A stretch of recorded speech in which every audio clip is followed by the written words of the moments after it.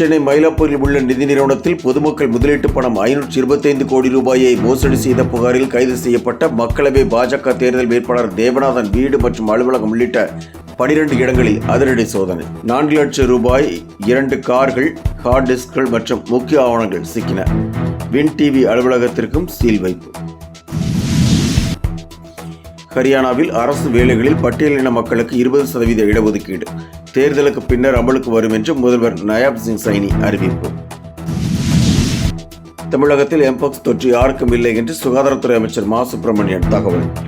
வெளிநாடுகளில் இருந்து வருபவர்களுக்கு மருத்துவ பரிசோதனை செய்யப்பட்டு முன்னெச்சரிக்கை நடவடிக்கை எடுக்கப்பட்டு வருவதாகவும் விளக்கம். கடந்த சில வாரங்களாக கடுமையாக உயர்ந்து வந்த சின்ன வெங்காயத்தின் விலையில் சரிவு. கிலோ 60 ரூபாய் வரை விற்கப்பட்டு வந்த நிலையில் மதுரை உள்ளிட்ட தென் மாவட்டங்களில் தற்பொழுது கிலோ 10 ரூபாய்க்கு விற்பனை.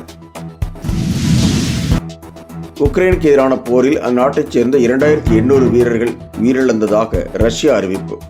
ரஷ்யாவின் குஸ்க் பகுதியில் பல கிலோமீட்டர் தூரம் வரை ஊடுருவிய உக்ரைன் வீரர்கள் 220 பேர் கொல்லப்பட்டதாகவும் தகவல்.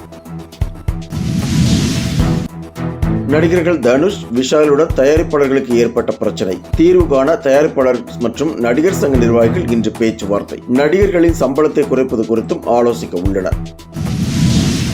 உடல்நலக்குறைவு காரணமாக சென்னை ஆழ்வார்பேட்டையில் உள்ள காவேரி மருத்துவமனையில் அனுமதிக்கப்பட்டுள்ள பாடகி பி. சுசீலாவின் உடல்நிலை சீராக உள்ளது. 2 நாட்களில் வீடு திரும்ப உள்ளதாக மருத்துவமனை வட்டாரங்கள் தகவல்.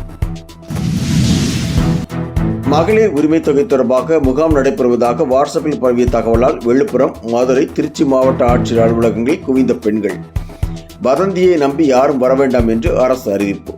இப்போதைக்கு யாரும் புதிதாக விண்ணப்பிக்க வேண்டாம் என்றும் அமைச்சர் கீதா ஜீவன் அறிவுறுத்தல்.